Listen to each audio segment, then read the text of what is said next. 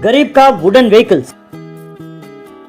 किस्मतपुर नाम के गांव के गरीब कॉलोनी में बलराम नाम का लड़का अपने माँ बाप के गुजर जाने के कारण अपने चाचा पटवारी और चाची सुधा के पास पल रहा था।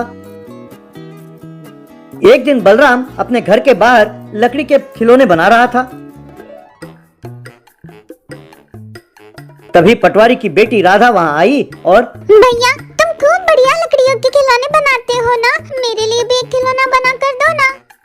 अरे मेरी प्यारी बहना, ये खिलौने मैं तुम्हारे लिए ही बना रहा हूँ। बहुत जल्द खिलौने का त्योहार आ रहा है ना, सब तुम्हारे खिलौने देखकर हैरान रह जाएंगे। मैं तुम्हें सरप्राइज देने चाहता था, पर तुमने देख लिया।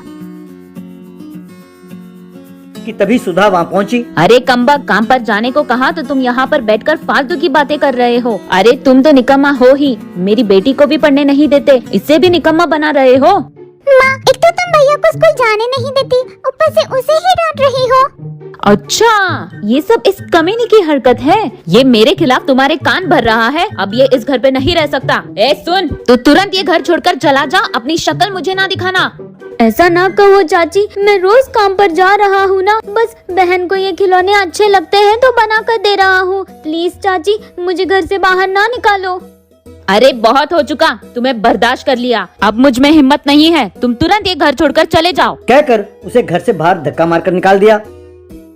एक पेड़ के नीचे बैठकर बलराम रो रहा था कि तभी उसका दोस्त अक्षय उसके पास आया। तब बलराम ने अक्षय को जो कुछ हुआ सब बताया। अरे तुम्हारी चाची को छोड़ना नहीं चाहिए, तुझे तेरे ही घर से बाहर निकालती है। चलो पुलिस कंप्लेन देते हैं। अरे रहने दो यार, वैसे भी वो झोपड़ी में रहते हैं, इसके लिए पुलिस कंप्लेन दे तो चाचा और राधा बहुत दुखी होंगे। पहले मुझे कोई काम ढूंढना पड़ेगा। अपने पिताजी से कहकर मेरे लिए एक छोटी सी जगह दिला देना यार। अरे तुझे जगह ढूंढने की कोई जरूरत नहीं है, मेरे साथ मेरे घर में रहो और घर के बाहर ही जो काम करना है करो। मेरे माँ बाप तुम्हें कुछ नहीं कहेंगे। अगले दिन से बलराम उनके घर के बाहर ही खिलौने बनाता था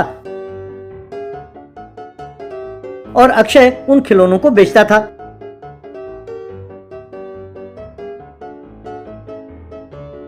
वो खिलौने इतने अच्छे थे, गांव के सारे माँ बाप आकर अपने बच्चों के लिए वो खिलौने खरीद कर ले जाते। इस तरह बलराम खूब पैसे कमाने लगा। यूं कुछ महीने बीत गए। एक दिन वैभव नाम का एक व्यापारी अपने बच्चों के साथ वहाँ पहुँचा। वैभव बलराम से, बेटे तुम्हारे खिलौने बहुत बढ़िया हैं, इसे बनाने वाले कलाकार को बुलाओ, उससे बात करनी है। तभी साथ खड़ा अक्षय, सर ये सब वुडन व्हीकल्स बलराम ने ही बनाए हैं, यही वुडन व्हीकल्स आर्टिस्ट है।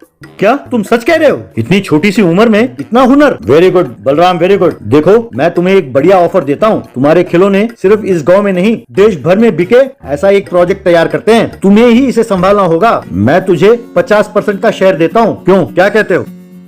जरूर करेंगे सर, मैं भी चाहता हूँ कि खिलौने के द्वारा हमारी संस्कृति की भी प्रचार हो। मैं आपसे जुड़ने के लिए तैयार हूँ।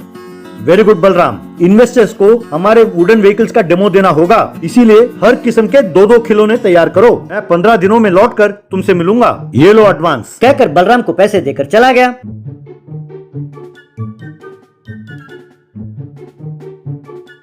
अरे यार, अब अगर मेरे चाचा मेरे साथ होते तो अच्छा था। इतने बड़े प्रोजेक्ट में वो हमारे साथ होते तो अच्छा था ना। चाचा जी से मिलकर उन्हें ये बात बताऊं। तब दोनों मिलकर पटवारी के घर गए। तब पटवारी से साहूकार दुष्यंत, पटवारी, तुम्हें कितने बार कहा है तुरंत इस घर को खाली करो, नहीं तो तुम्हें और तुम्हारे परिवार को मेरे घर पर नौकर रखूंगा।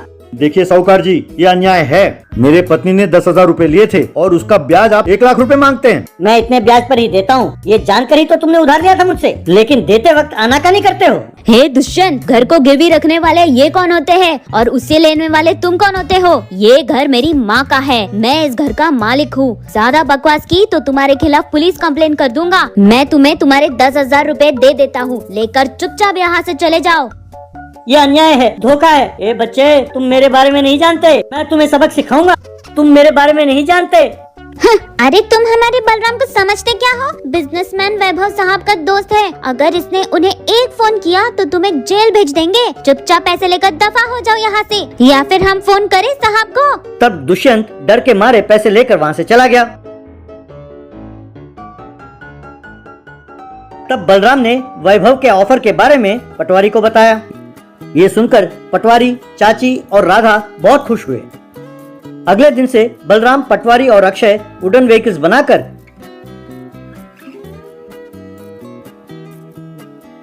वैभव को भेजने लगे।